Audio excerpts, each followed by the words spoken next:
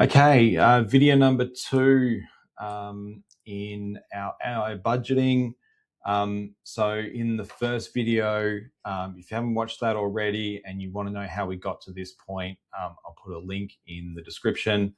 But assuming you've watched that, we've got to this point where we've got a very basic but still pretty decent starting point to a budget for next financial year for our dummy business.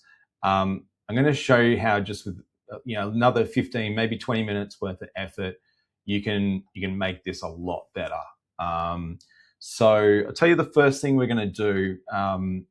The end of last video, I mentioned the Xero Budget Upload sheet wasn't exactly in the right format. So I've just downloaded the Xero import template, and I'm going to get it to fix that first of all. So I'm going to say here, the Xero Budget Upload sheet is not in the right format. Using the attached example, reformat this data so it can be directly uploaded to Xero. Okay, and I'm going to also give it one more command. I'm going to ask it to give me a separate page for the monthly budget. Also create a separate page with monthly budget figures similar to the layout in the budget P&L sheet. Okay, so there's our prompt, and that's going to take a couple of minutes. Okay, so we're back here, guys. Claude thought for about 4 minutes to do that last exercise. By the way, see how it says here Claude Fable 5 is currently unavailable? That's Claude's latest model, and it was available for 12 days in Australia before the US government put export restrictions on it, so they had to turn it off for everyone outside the US. Fable 5 was amazing while we had it. It was probably almost twice as fast when I did this exercise last week. So yeah, interesting the impact that's had. Hopefully we can get that back soon. Okay, but let's have a look at what it's done. So this looks much better. It's put our budget data in. Oh, it's just taking me off that page. It's put our data in the correct format to upload to Xero. So that's good, and it's given us now. I also asked it for a monthly budget page as well. So that's good. Okay, one thing that really stands out here is all it's basically done to give me this monthly budget. It's just divided everything by 12 with the one exception of the trade show expenses that I asked for. It did. It put them correctly in November here. So that one's good, but yeah, most businesses out there, so the example I've given here, it's construction products, manufacturing and wholesaling. Normally December, January, I don't know why it keeps taking me off this page. Maybe I should open it in Excel proper. But normally, December, January, they're shorter months. April might be a little bit shorter. You might have other times of the year that are your strongest period. Some businesses, do 70% of their revenue in the first or second half of the year. So we need to probably fix that up. So that's one thing. And we also need to think about our wage costs phasing as well. So I think that's the next thing we're going to tackle. So let's say here to Claude, we want to improve the monthly phasing of revenue expenses. So I'm going to say review the historical data and estimate appropriate phasing of revenue over the year, and actually we'll say revenue and COGS over the year. Also allow for, we're going to allow for decrease in wages expense when annual leave is expected to be taken over December and January. And we'll say assume 1 week of annual leave in each month. Okay. So that's probably enough. So we'll see what it does with this. I think this is going to take another couple of minutes. Okay, so we're back after another couple of minutes of thinking, and we've got a pretty good outcome by the looks of it on face value. So Claude's told us what it's done. It's rebuilt the sheets with the phasing based on historicals, and it's telling us that it's found the pattern here across our different periods of time. And it's also what it's done with payroll costs. It's spread them over the year based on the productive days in each month, which is really good because that's exactly how it should be done if you're doing your accounting correctly. So here's our adjusted monthly budget. Okay, now to me on face value, December looks a little bit high still there, but that's the pattern that is evident in the historical data. Okay, now what we'll probably start to see, is some real variability in the wages lines, which is excellent. That reflects reality. Really, really good. So I'm pretty happy with what it's done there. Okay, so let's think about what else we need to test here now.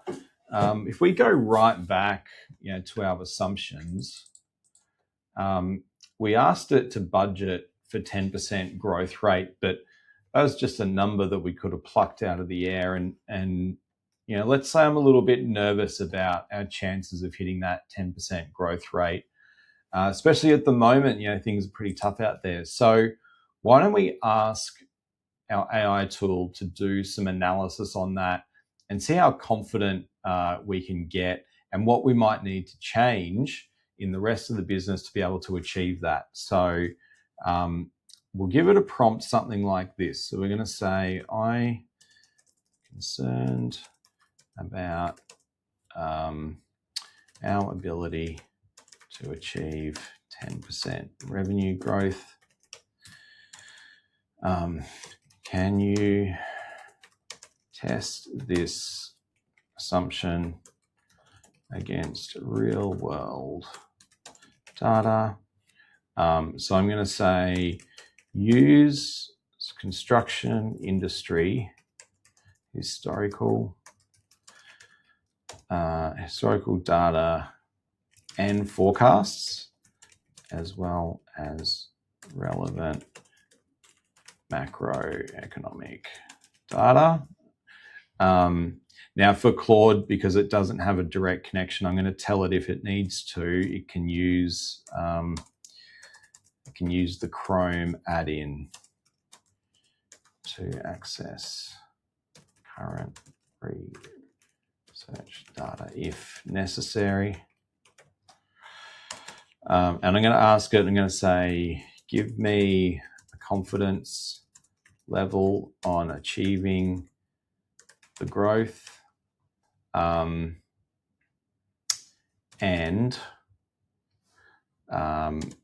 summarize the key risks.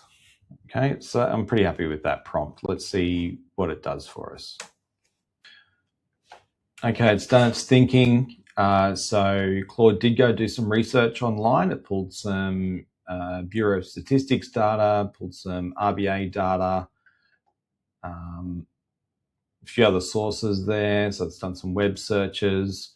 All right, and it's given us a confidence level of 40%. Okay, so achievable with conditions, and it's pointed out kind of the different levels of support, for the bear, base, and bull cases, where it's got its data from, and then it's given us a list of key risks. Okay. So again, like, mind-blowingly good for a cheap AI tool that everyone can access, that thought for like 4 minutes. Okay.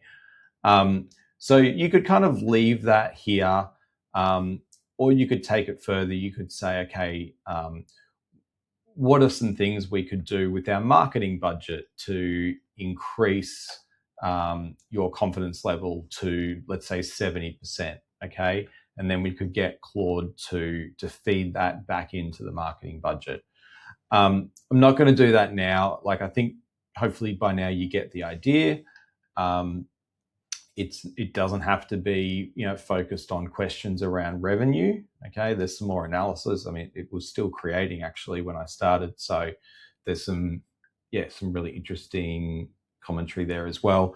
So yeah, it doesn't have to be around revenue. It could be around anything. You might say, you might tell it to go through your subscriptions general ledger account and find some options for savings. Maybe you're paying for apps that you don't use anymore. Maybe you're paying for 2 apps that do the same thing. That's actually very common.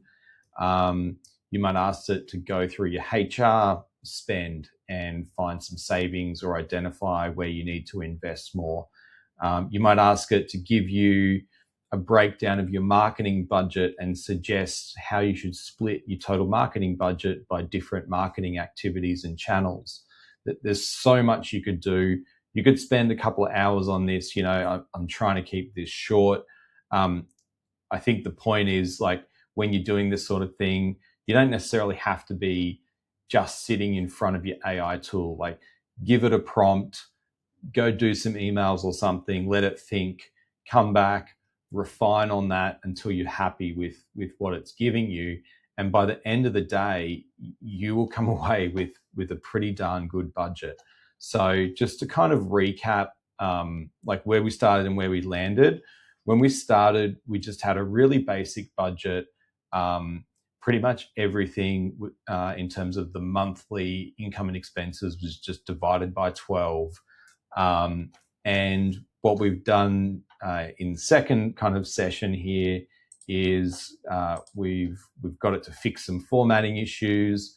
We've got it to go and analyze our historical revenue trend and improve the way the revenue is phased over each month.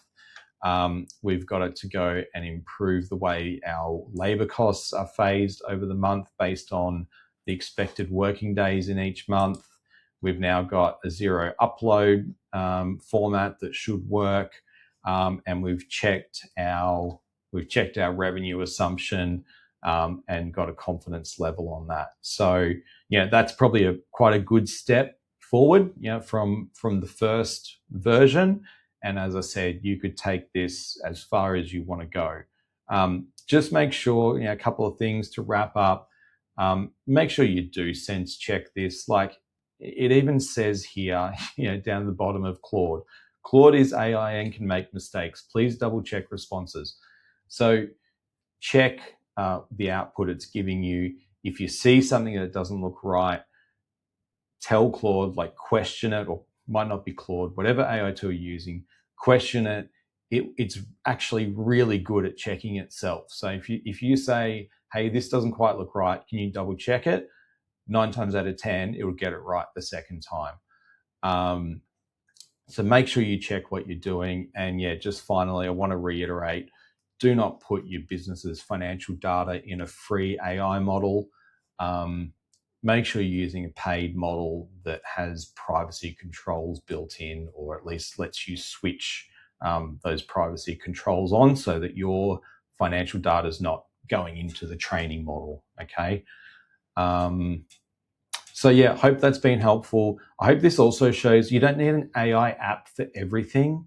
Like I'm sure there's AI budgeting apps out there. Maybe they do a better job than this. I don't know. But 9 times out of 10, I think Claude, ChatGPT, Gemini, whichever one you use, they're pretty good at a wide range of skills. So I think with this whole AI thing, don't go down the path of having a million different AI apps that are very narrowly focused on one task. I would try the general models first. If you really can't get what you need out of them, then maybe it's time to consider something more specific. Hope that's been helpful. Drop a comment if you have any questions.